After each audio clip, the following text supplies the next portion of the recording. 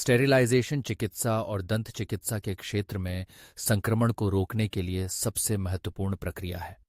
लेकिन यह जानना कि स्टेरिलाइजेशन वास्तव में सफल रहा या नहीं उतना ही आवश्यक है जितना कि उसे करना। इसी के लिए हम स्टेरिलिटी इंडिकेटर्स का उपयोग करते हैं। ये इंडिकेटर्स 3 प्रकार के होते हैं: बायोलॉजिकल, केमिकल और मैकेनिकल। आइए इन तीनों के बारे में विस्तार से समझते हैं, उनके सही उपयोग के तरीके और परीक्षा की दृष्टि से जरूरी टिप्स भी जानते हैं।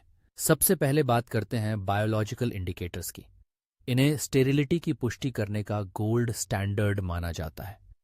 बायोलॉजिकल इंडिकेटर्स में ऐसे सूक्ष्म जीवों के स्पोर्स होते हैं जिन्हें नष्ट करना सबसे मुश्किल होता है, जैसे कि जियोबैसिलस स्टेरोथर्मोफिलस स्टीम और प्लाज्मा स्टेरिलाइजर के लिए, या बेसिलस एट्रोफेयस ड्राई हीट और इथिलीन ऑक्साइड के लिए। इन्हें एक विशेष कैरियर जैसे पेपर स्ट्रिप या वायल में रखा जाता है और स्टेरिलाइजेशन चक्र के बीच में रख दिया जाता है। प्रक्रिया पूरी होने के बाद इन स्पोर्स को पोषक माध्यम में इनक्यूबेट किया जाता है। अगर स्पोर्स जीवित रह जाते हैं तो माध्यम में वृद्धि यानी कलर चेंज या टर्बिडिटी दिखती है, जो बताता है कि स्टेरिलाइजेशन असफल रहा। अगर कोई वृद्धि नहीं होती तो प्रक्रिया सफल मानी जाती है। परीक्षा में अक्सर पूछा जाता है कि बायोलॉजिकल इंडिकेटर के परिणाम मिलने में कितना समय लगता है।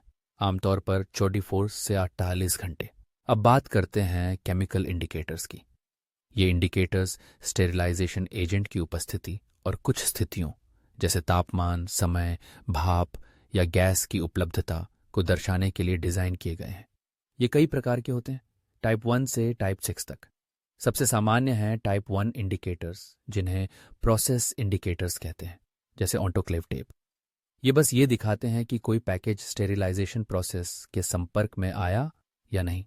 टाइप 5 और 6 को इंटरनल इंडिकेटर्स कहते हैं। ये तापमान, समय और स्टीम की उपस्थिति के संयुक्त प्रभाव को दर्शाते हैं। अगर सही कंडीशन नहीं मिली तो रंग में परिवर्तन नहीं होगा। परीक्षा में अक्सर पूछा जाता है कि कौन सा इंडिकेटर सबसे सटीक है। उत्तर है बायोलॉजिकल, लेकिन केमिकल इंडिकेटर त्वरित परिणाम के लिए उपयोगी हैं। तीसरे हैं मैकेनिकल इंडिकेटर्स। ये दरअसल स्टेरिलाइजर की मशीनरी की निगरानी के लिए होते हैं।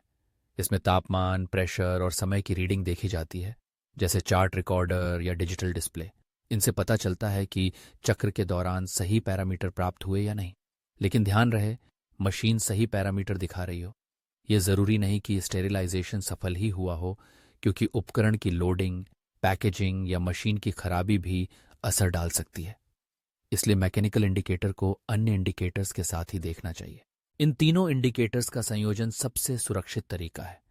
रोजाना केमिकल और मैकेनिकल इंडिकेटर्स का उपयोग करना चाहिए, जबकि बायोलॉजिकल इंडिकेटर का उपयोग सप्ताह में 1 बार या जब भी स्टेरिलाइजर की मरम्मत हो तब अवश्य करें। परीक्षा की दृष्टि से कुछ टिप्स ध्यान रखें। बायोलॉजिकल इंडिकेटर को स्टेरिलिटी का गोल्ड स्टैंडर्ड कहा जाता है। केमिकल इंडिकेटर तुरंत संकेत देते हैं, लेकिन वे केवल प्रक्रिया के सही होने का संकेत देते हैं, पूर्ण स्टेरिलिटी का नहीं। मैकेनिकल इंडिकेटर तापमान, समय और प्रेशर की निगरानी करते हैं। सभी प्रकार के इंडिकेटर्स का संयोजन सर्वोत्तम है।